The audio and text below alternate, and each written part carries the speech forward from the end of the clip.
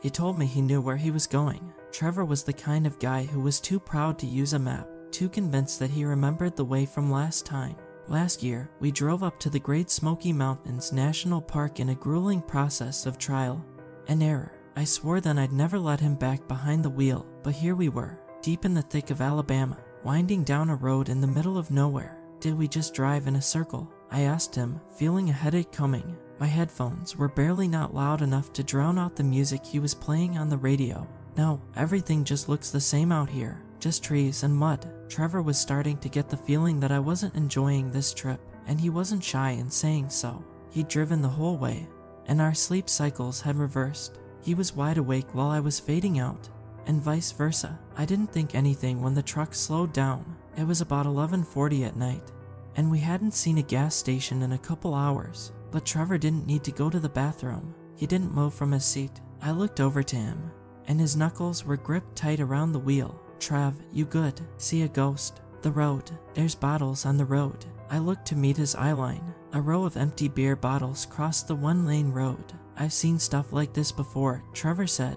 You get out, they take the car, rob you. Just turn around, I told him. We're going the wrong way anyway. Just loop back to whatever exit we took. Trevor nodded and started to back up slowly, mumbling something to himself. He swung the front of the truck around and pressed his foot on the gas. One of our tires immediately popped, and the truck slid off of the road. We found ourselves angled downwards in a ditch. The back tires lifted up in the air. Damn it, Trevor shouted. They weren't sure what to do. Trevor kept a small handgun under the driver's seat, but he'd never had to use it before. He took it out with a flashlight, and we both stepped outside. Watch me, he said, pointing around. The flashlight and our headlights were the only thing illuminating the forest this late. I could see for about 20 feet in every direction before the scene was overtaken by the dark. Trevor shined the flashlight on the flat tire. It was lined with nails and screws. He kicked the deflated rubber and cursed silently. There's a spare in the back. Take it out, he said. Even if we did manage to change the tire, we were in such an odd position in this ditch that I doubted we could get out. I had just climbed in the back of the truck when what I can only describe as an ungodly howl nearly gave me a heart attack. Trevor aimed the gun in the direction of the noise, his flashlight forming a narrow beam of light in a sea of black. What the hell was that?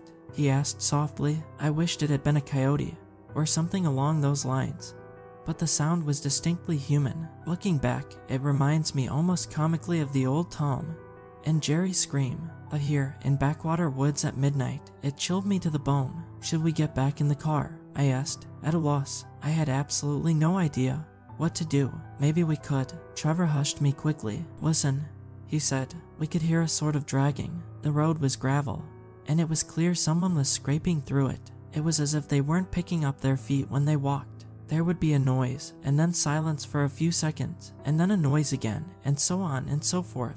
Whoever was out there was taking their time. I'm going to call out to him. Don't. What's the difference? He already knows we're here. The beam of light was shaking, and I saw a fear in Trevor's eyes I hadn't seen in him before. He raised the gun up in the direction of where he presumed our ambusher to be. Hey, he yelled. The rustling immediately grew faster. I will shoot you. The scraping grew into a gallop. Stop. Trevor began to back up, stumbling towards the truck. The flashlight swung wildly. In glimpses, I saw a figure pursuing him, slumped over, dragging his knuckles. Get in the truck, I said. Trevor, get in the truck. I had already found myself in the passenger seat as Trevor bounded for the driver's side door. He slid down into the muddy ditch, dropping his flashlight.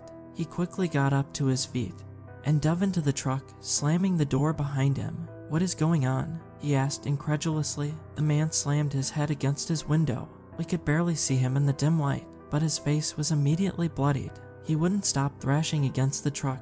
Bang, bang, bang, bang. Then, the window started to crack. Trevor tried scooting towards me across the console, but there was no room. The man outside never tired, never stopped. We could see chunks of flesh flying off with every hit. His face was beginning to cave in. Trevor took aim at that point on the man's face that was once right between his eyes. Head out, he said. Run. I jumped out of my side and climbed out of the ditch, watching the truck. A flash of light and a gunshot quieted the incessant crashing. I slowly inched back to the truck, nervously checking to make sure the man was down. Trevor sat with the gun on the console, and his hands cupped around his ears. Glass was sprinkled everywhere. I tried to speak to him, but it took a while for him to hear me. The body was left in a disgusting state. The man's head had already been bashed from his relentless attack, but looking at it now I could see the extent of his deformity. All across his body, head to toe, were lumps and boils. There were parts of him that looked starved, and others that were covered in tumors. It was like nothing I had ever seen before. "Trevor, come see this." He got out of the truck shakily. I could tell his head was still pounding. His face was already pale, but it got impossibly paler once he saw the corpse in front of him. It took us a while to come up with any sort of statement. We just stood there, staring. After a minute, Trevor broke the silence. What's going on here? Is he a leper? I wasn't any medical expert, but I knew this couldn't be leprosy. Whatever disease this man had must have been unrecorded, I told myself. I had never even heard of anything in the ballpark of what I was laying my eyes on. Trevor spoke again. "You don't think we'll catch it, do you? Whatever he's got." I stayed quiet. I didn't even want to consider it. I wanted to be relieved, but I felt more and more anxious. My eyes squinted in the darkness. "There can't just be one, can there?" I asked. "Where does he come from? There has to be more." Neither one of us had any desire to stay and find out. Over the course of the next 30 minutes, Trevor and I worked the truck out of the ditch using a few 2x4 planks in the truck bed as levers. Once we changed the tire, we were ready to go. We started back the way we came. I didn't say a word about what had happened. There was no signal out there where I would have called the police. "Are you sure you're good to drive?" I asked Trevor. Yeah. He pointed to the back seat. "Could you grab that water?" A half-finished water bottle rolled around on the floor in the back seat. I leaned over to grab it when the truck hit a bump, and I sprung up, my head hitting the roof. I recoiled in pain, and then my heart sank. Through the back window, in the pitch black, a pair of glowing eyes was chasing the truck, and whoever they belonged to was keeping up. "There's someone following us," I said. Trevor checked the rear view mirror. Wordlessly, he just stepped on the gas. I planted myself back in my seat. The wind ripped through the truck through the open window, and I watched as the road blurred beneath us. My head swiveled, checking behind us, and looking forward. I could still see him off by a bend in the road. Ahead of us, in the headlights, a pile of roadkill sat in the road. Trevor couldn't avoid it, and he drove right over what I now know was a deliberately laid trap. The air hissed from the new tire, and the truck spun out of control, slamming into a tree trunk. Shit. Trevor banged on the steering wheel. Tears were streaming down his face now. We hopped out. A caltrop protruded from our tire, cloaked in the roadkill's coat. Far off behind us I could hear the running footsteps of the man chasing us. I knew we'd gotten off too easy. I knew there would be more. "Run. Just run," Trevor said. Before I could say anything, he was already deep in the woods. I followed, seeing his rough outline dash between bushes and thicket. I tried my best to keep up, shaking off thorny plants and branches. It was hard to maintain speed in the sludge, but we managed, survival instinct kicking in. Trevor stopped a ways in, once he was satisfied with the distance. I still felt nervous, but we were both out of breath. A little through the trees, we noticed something like an orange glow. Upon further inspection, we found it to be a lone camper. "I don't like this place," said Trevor. "I'm sorry I brought you here." "You didn't know," I said. I gestured to the camper. "You think there's someone inside who can help?" My senses wouldn't allow me to focus on anything but the ambusher we had supposedly evaded. "What if it's more of them?" Trevor asked. "Do you still have your gun?" Trevor tried to knock on the door of the camper, but it crumbled. A thick dust emanated from the hole.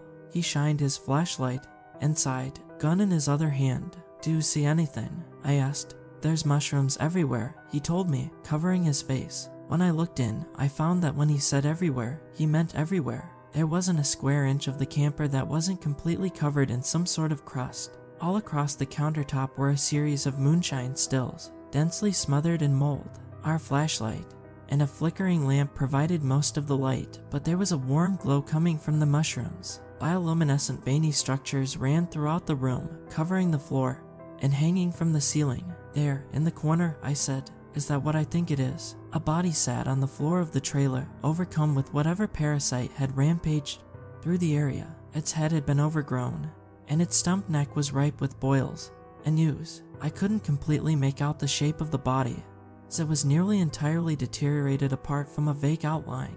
Trevor was slammed into the wall of the camper, falling in. We hadn't shaken our pursuer like we believed. Somehow, in the dark, it had found us, smelled us out. In the light, it was clear that this was not a man, even if it was once. Trevor barely managed to keep it off of him. Fighting desperately, the thing scratched at him savagely, producing gashes on his arms. I kicked it off of him. Trevor rolled for the gun and fired 3 shots into it. It fell apart just as the other had and fell to the ground. I'm dead, I'm dead, I'm dead. Trevor kept repeating, looking at the blood coming from his arms. Whatever it has, I've got it now. We practically inhaled all the air in the camper. We're dead, oh my god. I tried to calm him down, but he was hysterical. I grabbed his shoulders and shook him, and then I saw the sum of our fears, sickly protrusions coming from his face, and an abnormal glint to his eyes. I backed up. What? He asked me. What? I never answered him. I sprinted through the woods, not stopping, never stopping. My adrenaline fueled a mad dash to the highway, and as I began to see the first few cars, I heard the sounds of my friend's monstrous transformation far off, in the distance. It has been a week since then. I can't get the image of Trevor out of my mind. Scared, helpless, I couldn't imagine how terrifying it must have been for him. He had looked at me and I had run for my life. I only hope the metamorphosis is quick. I wanted to suppress this whole experience, chalk it up to a few troglodytic rednecks that tried to rob us, but I know it was more than that. There was something dangerous out there, something unheard of, something that I would like to leave alone and never think of again. But yesterday my face broke out in hives, and I woke up this morning coughing blood.